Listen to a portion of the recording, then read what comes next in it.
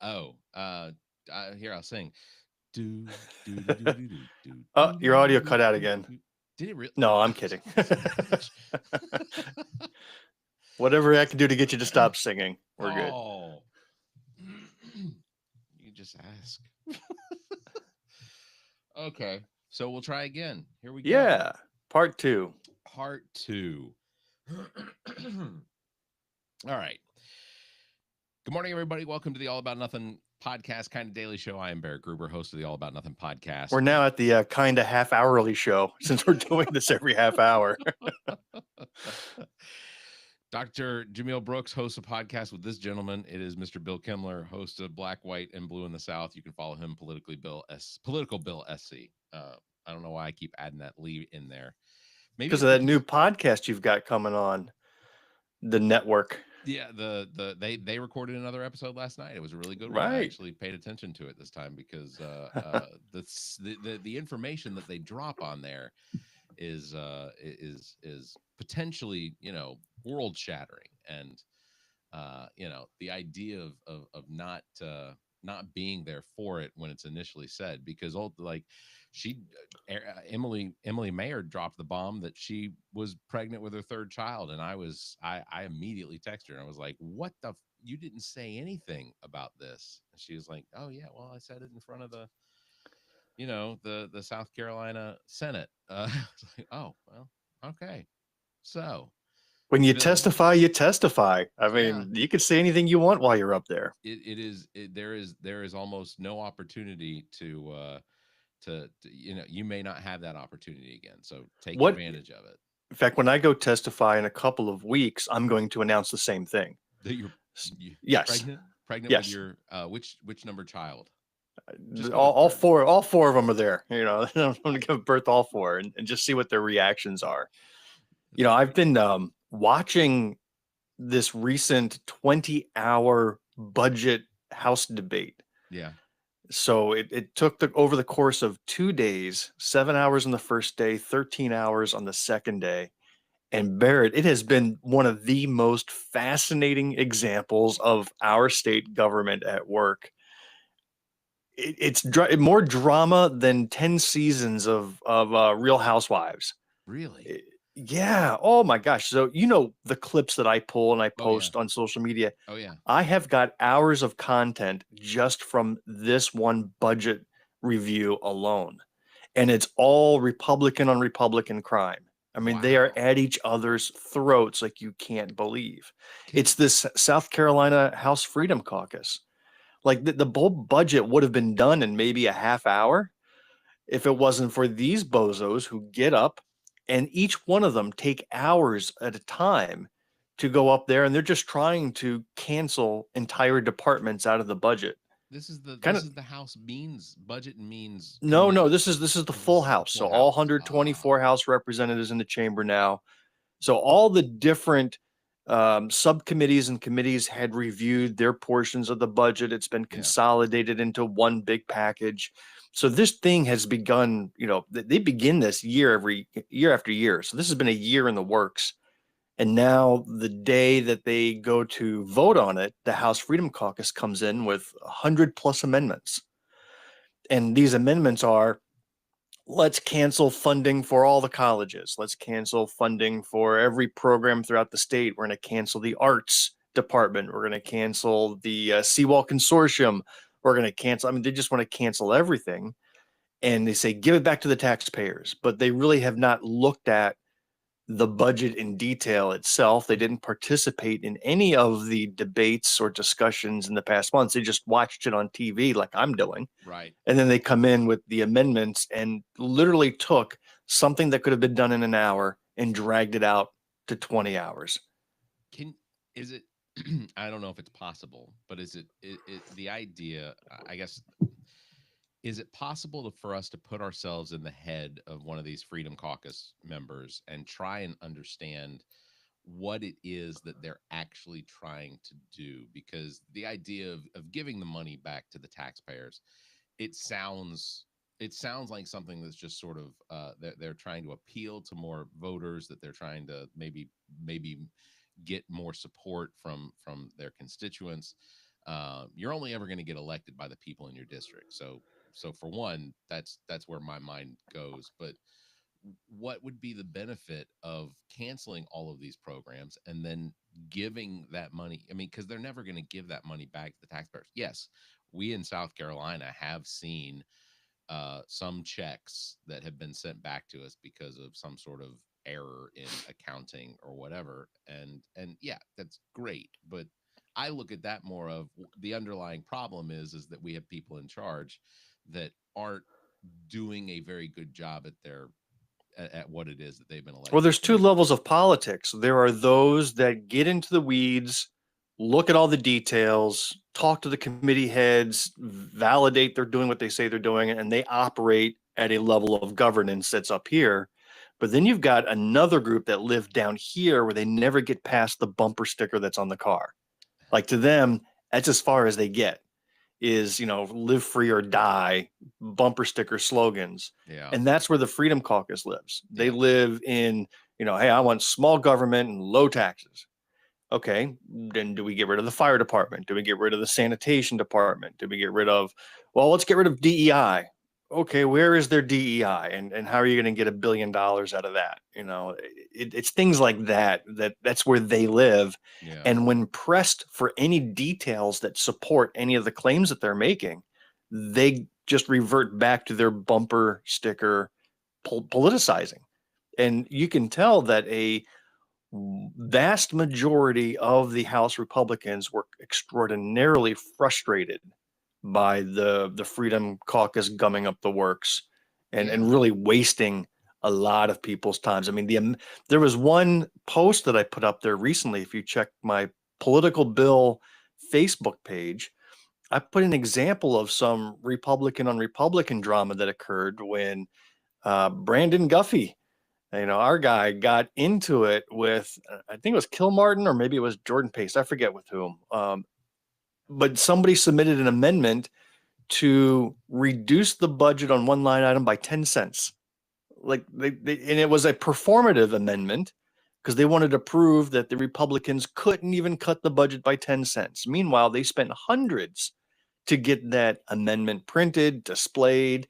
All the time people were forced to talk about it. I mean, that's people on the clock being paid. So hundreds, if not thousands of dollars were spent on an amendment to try to cut 10 cents out of a budget. It's all And for no theatrics. reason, It's all for theatrics. theatrics. Right. I So you to go take a look at that exchange online. It's quite hilarious, but that is very indicative of how the entire 20-hour session went.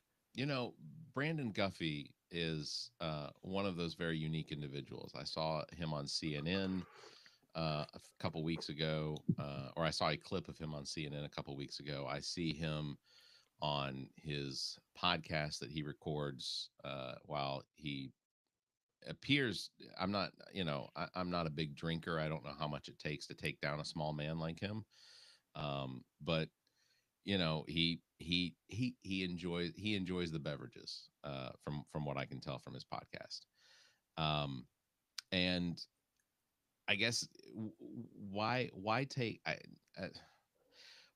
the theatrics into the house and to the floor of the house when he has all of these other available avenues to enjoy or put on a Well, to show. be clear, it's not Brandon that's taking the theatrics into Oh, the okay, house. gotcha. He's the one that is frustrated with Okay, the theatrics. that's true. He is against the Freedom Caucus. He is one of the Yes. outside Freedom Caucusers. Yeah. Outside. So between him and Micah Caskey and Gil Gatch, So and then you've got April be Cromer, who's like queen. I'm sorry? just to be clear, I think Brandon Guffey then is the Freedom Cuck to the What? Freedom Caucus That's because a he's stretch. outside of the. Okay. That's a stretch. But then you have Probably April is. Cromer, who is queen bee of the Freedom Caucus. She's from Anderson. She's up there saying that she doesn't feel Democrats ought to have a voice at all in the budget because that's not what the South Carolina people want. Like she's just up there blatantly saying, why are the Democrats even up here speaking? They have no role in this. That's an interesting Wow. take. I know. If the roles were reversed, If the roles were reversed, she wouldn't have been elected. But it's But still, one great point was made with April Cromer specifically, since she has a small business of her own. Representative John King gets up, and he's in the funeral business, and he says during COVID he took one of the federal government's PPP loans to keep the business float and pay employees, and right. then he ended up paying it all back through payment programs, but he has paid back that PPP loan. Well, What are you looking like that for? Well, so he took out loans to No, continue. it was the federal program, right? So the federal government was giving out these PPP loans. Right, but what is he saying he paid back? He He paid paid it back back the to the government. PPP? Yeah, But if as long as you maintain, as long as your business stayed open and or you continued to pay payroll, that was the whole idea behind the PPP loans, was that you continue to pay payroll, and that your employees continue to receive their benefits, their healthcare benefits and everything like that. That was the whole intent. So if you did it that, was, but and again, it then was a loan, right, but it rolled over into a a non-payback grant. grant, if you, as long as you maintain that. I worked for a company that took that loan, and and we stayed open, but COVID didn't really affect the company that I worked for, because all of the employees got to go home and work remotely. They still took $1.4 million in loans. Rumor is they bought a pretty nice boat and maybe part of a plane. And But that loan rolled over into a grant. There's a whole website that you can actually look at all of the companies that I guess that went to, not from a loan to a grant. So there may still be some out there that did maintain that loan Listen, status. he didn't go into all that. All he says that his Well, company, his business paid it back, he picked and himself then up by the pointed out bootstraps. to Representative Cromer saying, "Listen, if you're about giving money back to the people, when will you be giving back the $800,000 loan that you got?" Yeah. And she was humming, humming, hum. Well, I'm not the only one that hasn't paid it back. Other businesses have too, right? Yeah. Like, okay, gotcha. There's no consistency in logic when it comes to them. Right. Yeah. It's do as I say, don't do as I do. But yeah, the whole PPP thing was absolutely. I get that it exploded the amount of money that was part of the deficit, and overall wasn't super great for the economy, but it kept people employed. It kept people in their homes. It made it survivable for a lot of people, just Yeah. because their employers didn't have to lay them off. Their Hey, employers before we didn't were have to cut pay off those. earlier, you were about to bring up the fact that Gene Hackman had recently died, weren't you? I didn't want to Was that lose what that you original conversation we were was that what having. you was that what you heard? Yeah, I will talk about Gene Hackman's death. It is alarming that people are that concerned over the fact that a 95-year-old passed away. I um know. A whole it's week's worth of investigation. Yeah. How much money was wasted on investigating the fact that an elderly man who did have congenital heart disease passed away at the age of 95. Yeah. But I will say it is a loss. I mean, he had retired from acting, but Gene Hackman was he was the original Lex Luthor for me. Like Yeah. it was one of the movies that I enjoy, and if I see it on, it was Enemy of the State with Will Smith and Gene Hackman. Absolutely one of the most enjoyable movies of that sort of crime drama sort of For me, it was The ecosystem. Firm with him and Tom Yeah, Cruise. I thought he was fantastic. phenomenal in that. I'll be honest, I did not know he was 95 years old. To me, he Right? didn't look like a 95-year-old. Like, he looked like an old man, but I'm thinking he looked like that since he was 25. And Yeah, he just stayed looking like that for the rest of his life. So that when he did turn 90, he looked young, right? He yeah. just always had that same look. He never looked like he aged. Kind of like uh Patrick Stewart. Oh, No, not you. I'm thinking Patrick Stewart was born looking like an old man, yeah, yeah. and even now that he is an old man, he kind of looks still exactly like he looked like in the 90s. Like Yeah. he hasn't aged all that much. uh you bring up Patrick Stewart. My hope is that if they ever do a live action Simpsons, that Patrick Stewart plays Mr. Burns. I think that'd be appropriate. It would be, but it got me thinking with Gene Hackman. And I forget who I was reading about. Oh, another actor that I wasn't sure whether that person was dead or alive. Like I really didn't know. Yeah. And I was like, I had to go look this up. I go, is this person still alive? So I actually have a list here of 10 names that I want to know if you can answer correctly if that person is dead or alive. Here we go. Let's You go. up for it? Do I need some no music for Googling, it? right? You're not Googling. You're not looking at comments. Nope. No cheating, right? Nope, I am not. So okay. So do you want to go through all 10 in rapid succession and then get a score afterwards, or do you want the feedback with each one? Let's do the if as long as you're keeping score, we'll do rapid succession. Okay. Number 1, famous actor Dustin Hoffman. Is he alive or is he dead? Dustin Hoffman is alive. All right. Notorious serial killer Charles Manson. Dead. Famous baseball player Nolan Ryan. Alive. This is interesting. Famous comedian and entertainer Dick Van Dyke. Dick Van Dyke is alive. Okay. Rocky superstar Carl Weathers and Predator. Carl Weathers is passed. Carl Weathers is dead. Hey, Beach Boy Brian Wilson. Oh gosh, that's tough. I'm gonna say he is alive. Okay, let's do some ladies. Diana Ross, singer. Diana Ross is alive. Okay. Famous comedian Carol Burnett. Carol Burnett is alive. Boy, the confidence in your voice is noticeable. All right. Famous poet and Oprah friend Maya Angelou. Maya Angelou is oh my gosh, I want to say she's alive, but I think she's dead. I think she's dead, Jim. All right, last one. Godfather actor Robert Duvall. Robert Duvall is alive.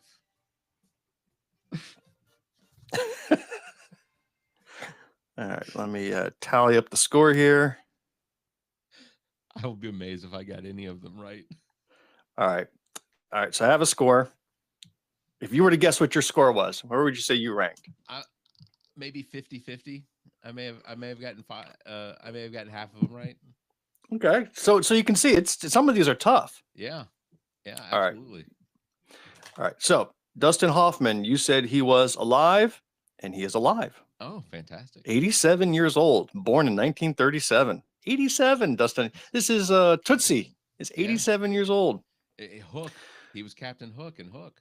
Right. Charles Manson. Now, this is the one that got me kind of triggered along these thoughts because I wasn't sure if he had died or not. But yes, he did die back in 2017 in jail. But I didn't know. I thought he was still in jail seeking probation, right? Or parole. So I've gotten 2 right so far. 2 right. Okay. All right. Baseball player Nolan Ryan is alive at the age of 78 years old. All right. That was a correct one. I got that one. Now, right. Dick Van Dyke, this guy was born in 1925, and you said he was alive. Yeah. He is. Yeah. He is 99 years old. Yeah. In fact, I remember the story of the LA fires that happened just a few weeks ago, and the fact that his 78-year-old son had to carry him out of the house. Oh my God. Like, where's the rest of the grandkids and great grandkids? If I hit 78 and I was like, Dad, why are you still around? Why do I have to carry you out of here? How did we end up in the same old folks home? No, he lived independently. Yeah. Right. All right. Carl Weathers died in Rocky IV, as we all remember. Yeah. Drago clubbed him to death right there in the ring. Right. So yeah, Carl Weathers is dead. Yeah. Carl Weathers. I'm not going to play the ding for getting that one right because then it feels like I'm cheering Carl Weathers is dead. Yes, he's dead. But he died last year. That was relatively recent. Yeah. Brian Wilson, Beach Boy, 82 years old. He is alive, and that is what you said. Oh my God. So far, perfect score, 6 out Woo. of 6. All right, Unbelievable. Diana Ross, though, is where things got choppy. You said she was alive, and yes, she is. At the age of 80, Holy she's still crap. alive. I'm gonna look at that. Carol Burnett, who had the famous TV show, one of the Yeah. most famous comedians out there, is alive, 91 years old. She's 91. Now, the one you struggled the most with, Maya Angelou. Yeah. You had her in a quantum state where she was both dead and alive. Yeah. You I couldn't want to figure say it she is out. alive, but I think she is dead. But you came down on the answer she was dead. So don't go back in from that now. You Right. said she was dead. Right. And she is. She died in 2014 at the age of Also, 86. not gonna play the ding. And then Bobby Duvall, who was born in 1931, is still alive at the age of 94 years old. Right on. So I had a mixture there of both dead and alive celebrities, and you knocked it a 10 out of 10. Dang, look at that. I would not have gotten 50% of these. I know for sure. I you And you know, knocked it out. it's one of those things and like being as empathetic as I am, every time I see like a funeral or something like that of someone that I have, and every one of those actors is except for Charles Manson. I every, admire every last one on that list. every one of them except Charles Manson. So very talented. I absolutely am enamored with especially Carol Burnett. I mean, she is just absolutely one of the funniest people that's ever been in entertainment. And then Carl Weathers, I thought was a fantastic actor. I think the world, and Robert Duvall is also one of those people that, like, every time, even now, if I see that he's going to be in a movie or if he's in a movie that I watch, one of my favorite movies is Open Range with Kevin Costner, and Robert Duvall is absolutely just fantastic. He's the accountant in the Godfather movies. Just absolutely amazing. That's very cool. I appreciate the fact that you gave me an opportunity to show you just how much useless knowledge I know about entertainers. Very impressive. Very and impressive. and Charles Manson. Hey, I celebrated my birthday this week, and I remembered that on the Speaking of still episode. alive, Yeah, no kidding. Uh, recalled that uh, while I told you about Stormy Daniels, I did not also tell you about an individual that I share a birthday with, who you might be a little surprised by. And actually, I'm surprised you didn't do the research on this and already know it. But the clown killer, uh, John Wayne Gacy. John Wayne Gacy, we share a birthday. Wow. Like, to do research, you'd first have to care. And I just didn't care. So I have no idea. I'm gonna still chalk that up as a win. Yeah. I Because don't think there's anybody famous born on my birthday. I remember looking it up once, and the only thing I could come up with that happened on my birthday was the Louisiana Purchase. Like, that was it. I was like, yay, pop the confetti there. Let's go. which the Louisiana Purchase was that was a Thomas Jefferson thing. I'm thinking Alaska was Seward's Folly. Was that what the purchase of Alaska was called? Sure. Yeah. See, it's this useless knowledge. Hey, we recorded an episode last night that'll come out on the 31st of March with a 20-year-old filmmaker, YouTuber named Luke Oh. Basso. And Luke does this very unique thing. I think it's unique and the way he does it, but he basically goes and interviews veterans for the stories of them in wartime, and then publishes it on his YouTube page. But a lot of the videos on his YouTube page are his interviews with veterans from World War II and the Korean War and Vietnam and things like that. It's absolutely incredible listening to these individuals tell their stories. But his YouTube page is at Filmperia. And how old is he? 20. He Wow. started doing this when he was 15 years old, and from this, he has been able to visit. He has been on one of the Dreamer flights, or the flights where they take them to uh, Washington D.C. to Arlington. I think that's I think that's what they do. Let me see. I'm looking at my notes. But he's gotten to attend that. He attended the anniversary over at Normandy last summer. That was an incredible event. I remember watching probably all 20 some odd hours of it that were put on television. Um, just it's a really cool thing he did. We met him at the Coastal Comic Con, and it was I was intrigued by his story. He has some things coming up that we can't really discuss for security reasons. That But he is going to be going overseas to do some other interviews for his YouTube channel that has been set up. What a great get. How did you come across him He and land the interview? literally he walked over to our table at Coastal Comic Con and asked us what it is we do. Even though we have the big banner behind us, and I said we do podcasts, we interview people, we talk to people, we talk about news and whatnot. And so he handed us his card and he said, asked me if we'd be interested in having him on. I said, well, tell me about yourself. And he starts telling me about himself. Amy's over on the side pulling up his YouTube page, and she's like, hey, he's got more followers than you. Yes, we'll have you on.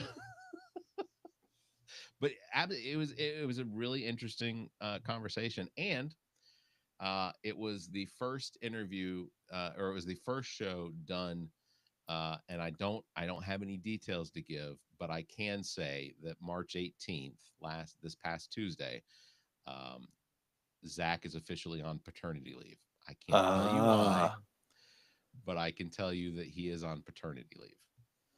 Okay. So you can deduce. So you're not admitting that his wife is pregnant. That is, you're neither confirming nor denying that's the case. I am not denying or confirming anything. I am simply telling you that he is on paternity leave from the podcast for a little while. Bill Fry is going to step in to do a lot of those shows, except that Bill didn't make it last night because his sister was being induced to give birth. So I don't. And he was what, part of the delivery team? I mean, what the hell? He said he was going to be sitting in the waiting room waiting for the birth.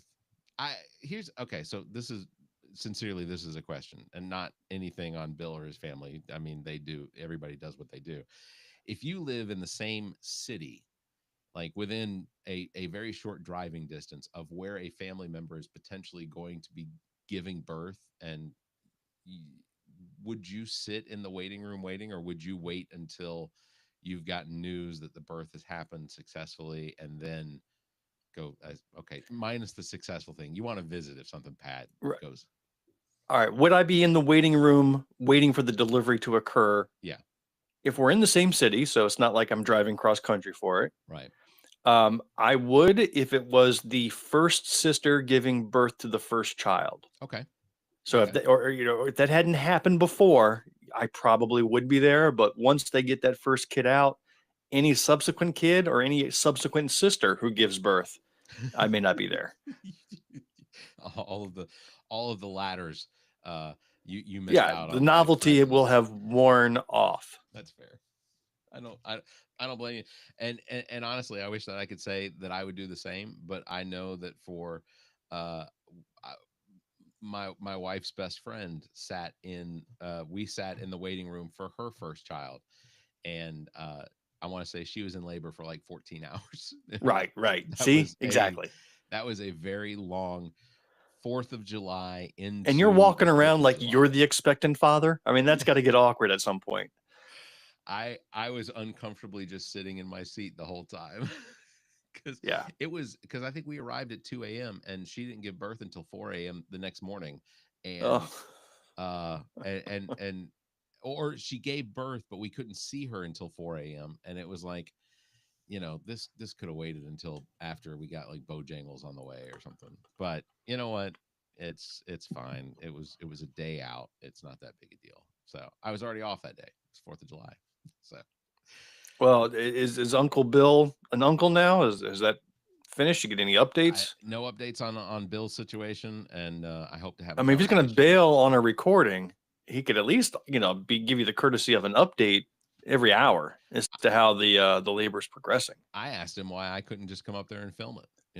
True. Live recording. I've got a whole rig. We Yeah. lighting, everything. We could make this cinematic. Okay, I can't. I don't want to. Um, so the only thing I did want to mention before we jump off, because I know we both have to get to work, but so today is the day that Donald Trump is going to be signing an executive order to dismantle the Department of Education, which again, just so everyone knows, he can't dismantle a department that is congressionally funded through an executive order. Can't do it. It doesn't matter what he tells the Secretary of Education to do. She can't dismantle. Yeah, she could go through and start firing people, but that's not, I mean, that's effectively dismantling it, but it's not actually getting rid of the department. Congress has funded the Department of Education. Your reaction? Have we reached the numb stage yet? Are we numb? Is that Yeah. yeah, it's possible.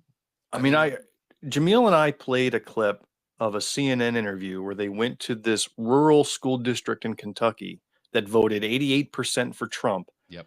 and started interviewing the teachers and the superintendent, all of whom said we voted for Trump, but are dismayed that they're about to lose their federal funding because it's the only thing that's kept their school open.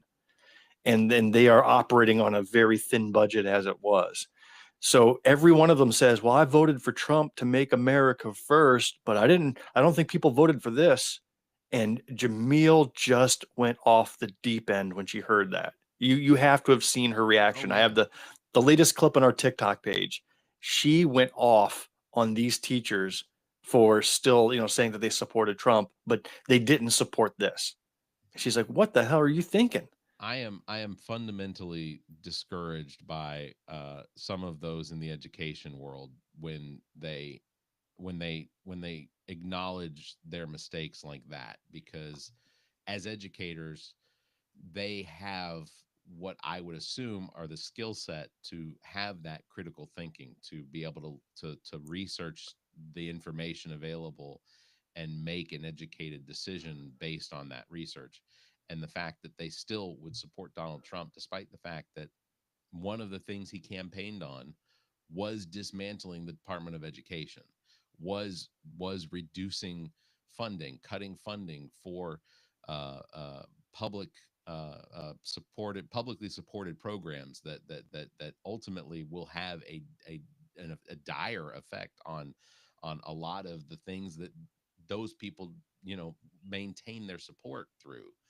And as something I keep telling friends is that I think we are, while the world is going to burn, and under Trump we're going to see the world burn. um, I don't think it will affect me in an extremely negative light. I may benefit from it because of whatever tax cuts may come through and things like that. It You're may, not seeing a tax cut, and we're not well, seeing a single nickel out of that. yeah, but and you're probably right, but I mean, but I, because my job doesn't have any requirements to the federal government, things like that. I don't think that it probably is not going to affect me negatively. My house is paid off, my cars are paid off. I don't carry any of the things that would potentially All right, be now going. you're just showing off, buddy. That's just bragging right there.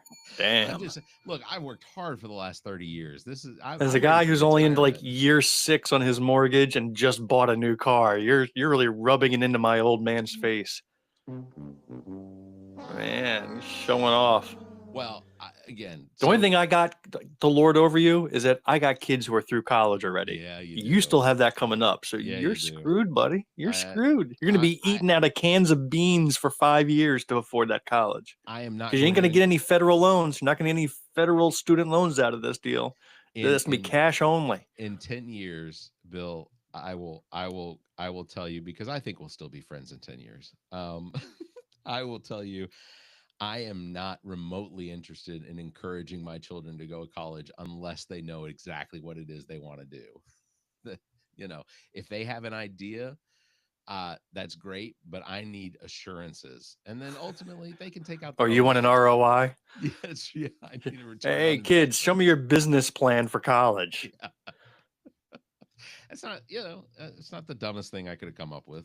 No, and I actually think that college, to a great extent, is wasted on the youth. Yeah. While there's great socialism or socialization skills that occur during those formative years, education-wise, I really think that going to college in your mid-20s is probably a lot more productive because you've had some life experience and you take that stuff a lot more seriously.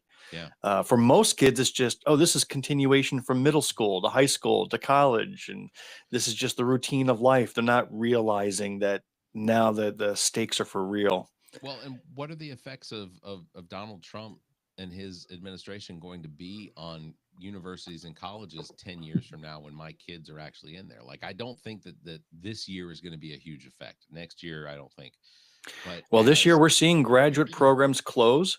yeah, that's The true. University of Massachusetts has completely dismantled their graduate school in biomedical sciences or something like that.